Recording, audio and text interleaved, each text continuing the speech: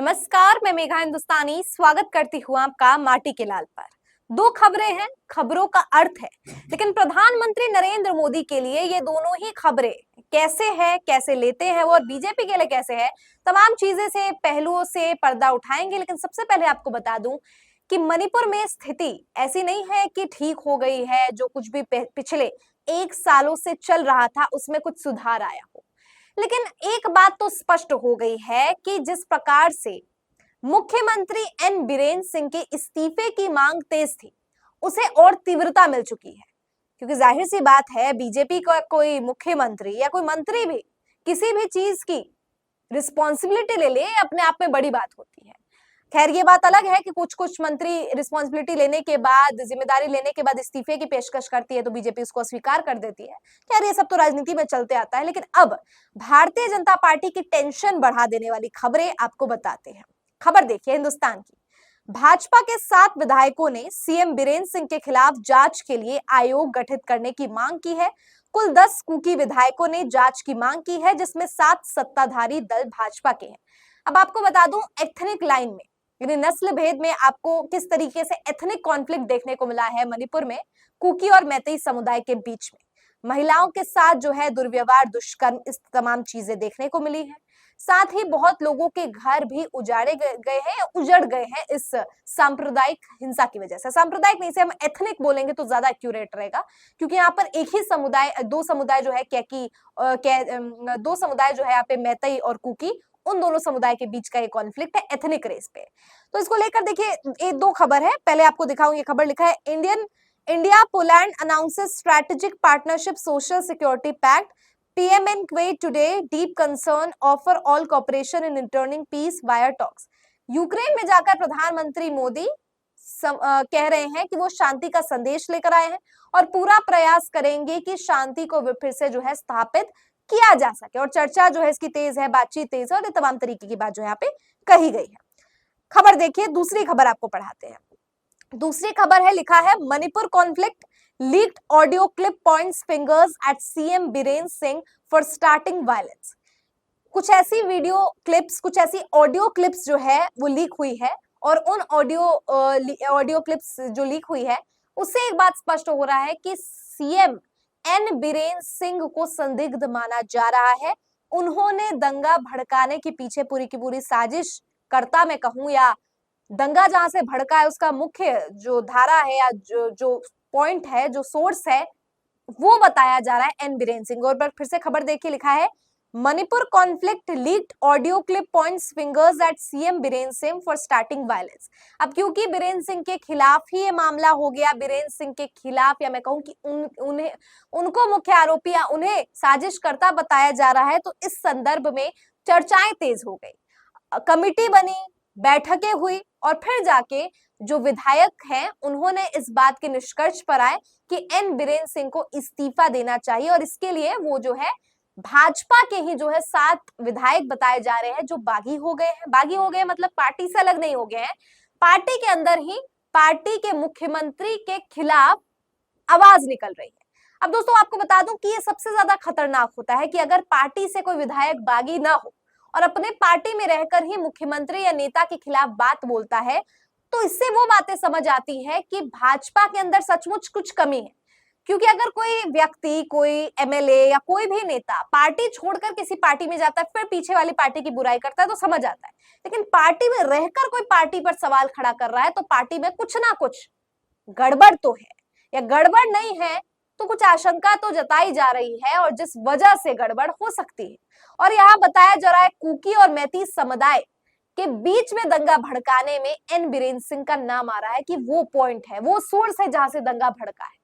चाहे वो हथियारों को लेकर बात सामने आई हो, चाहे ये कहकर बात सामने आई हो कि कुकी समुदाय के खिलाफ जो हिंसा हुई इसमें मैतेई का कोई जिक्र नहीं है, या क्योंकि एन बीरेन सिंह खुद मैतेई समुदाय से आती है। ये तमाम लिंक है, इन तमाम कड़ी है जिसको जोड़कर देखा जा सकता है। लेकिन एन बीरेन सिंह दोषी है नहीं है ये तो जांच का विषय है।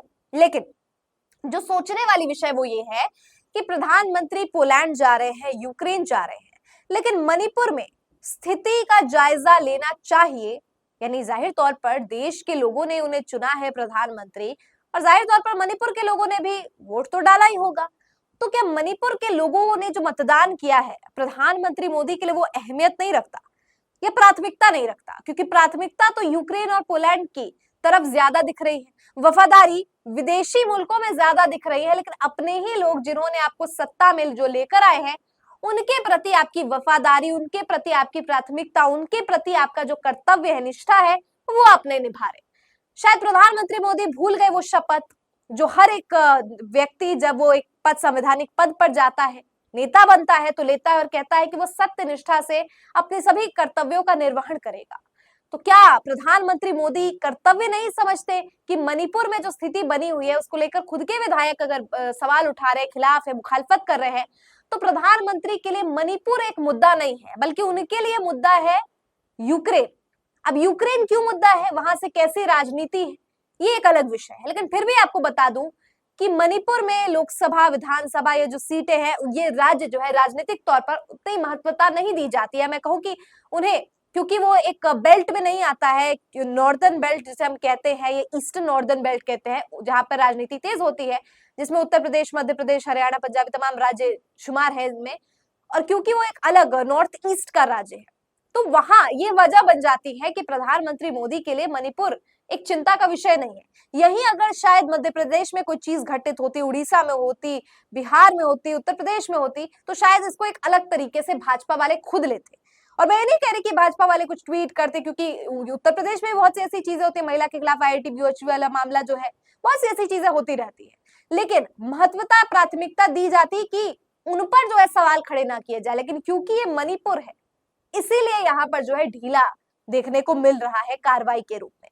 तो ये दोनों ही खबर जो निकल कर आ रही है, जहां एक तरफ प्रधानमंत्री यूक्रेन का दौरा कर रहे हैं और दूसरी तरफ अपने ही मणिपुर के अंदर बीरेन सिंह के खिलाफ सवाल खड़े उठ रहे हैं, भारतीय जनता पार्टी के विधायक सवाल खड़ा कर रहे हैं। सतीश आचार्य नाम के यूजर ने लिखा है कि यहाँ पे जो आप देख सकते हैं यूक्रेन के प्रेसिडेंट है और वो दिखा रहे हैं कि यूक्रेन नहीं है जनाब, ये मणिपुर की तस्वीरें हैं। क्योंकि प्रधानमंत्री भावुक हो गए, कुछ और तस्वीरें देखिए स्क्रीन पर, देखिए मोदी जी के आंखों में आंसू है, जो जेलेंस्की है वो दिखा रहे हैं, आप तस्वीरें दिखा रहे हैं यूक्रेन के प्रेसिडेंट कि देखिए कैसे जल रहा है, कितना बुरी स्थिति है, कैसे वॉर से कितने विस्थापित हुए लोग, जो भी चीजें हैं। जाहिर तौर पर युद्ध होता है या कोई भी तरीके का इस तरीके का दुर्घटना होती है तो इस तरीके की तस्वीर देखने को मिलती है। लेकिन यही तस्वीरें जब मणिपुर की देखने को, इससे भी भयावह तस्वीरें थी, क्योंकि महिलाओं के साथ बर्बरता ये कोई आम चीज नहीं है। युद्ध आम चीज हो सकते हैं, लेकिन जो हम इसको जनरलाइज नहीं कर सकते कि महिलाओं के खिलाफ कोई चीजें हो रही है, व्यभिचार को हम जनरलाइज करते, बिल्कुल भी नहीं। लेकिन प्रधानमंत्री मोदी के लिए शायद वो चीज जनरलाइज थी, शायद उनके लिए वो चीज आम थी। लेकिन युद्ध और इस तरीके की तस्वीर जो यूक्रेन से निकल के आ रही है, वो प्रधानमंत्री के लिए यहाँ पे प्राथमिकता हो रही है। लेकिन जैसे को तैसा और कर्मा फिट्स बैक कहते ही है, राजनीति में भी ऐसा होता है कि आप जो बीज बोते हैं आपको वही फल मिलता है। तो आपने मणिपुर की ओर महत्वता नहीं दी है, तो मणिपुर भी अब आपको महत्वता नहीं देने वाला है। और यहाँ पर बुरी स्थिति जो है भारतीय जनता पार्टी की निकलकर सामने आ रही है। तो दोस्तों ये तस्वीर तो मणिपुर की है, लेकिन ये मणिपुर से झटका बाकी राज्यों में भी लगने वाला है, क्योंकि जाहिर तौर पर मणिपुर का ही मुद्दे की वजह से नहीं। मैंने आपको कल एक वीडियो में बताया था कि हरियाणा में एंटी इनकम्बेंसी से ज्यादा बड़ा मुद्दा बेरोजगारी है। 22% जनता जो है केवल संतुष्ट नजर आ रही है, 40% जनता है वो असंतुष्ट है। 40-45 के करीब लोग हैं जो बेरोजगारी को मुद्दा बता रहे हैं, जो मौजूदा मुख्यमंत्री हरियाणा के नयाब सिंह सैनी के खिलाफ है। तो हरियाणा में भी ऐसी तस्वीर है, कोई अलग तस्वीर नहीं है।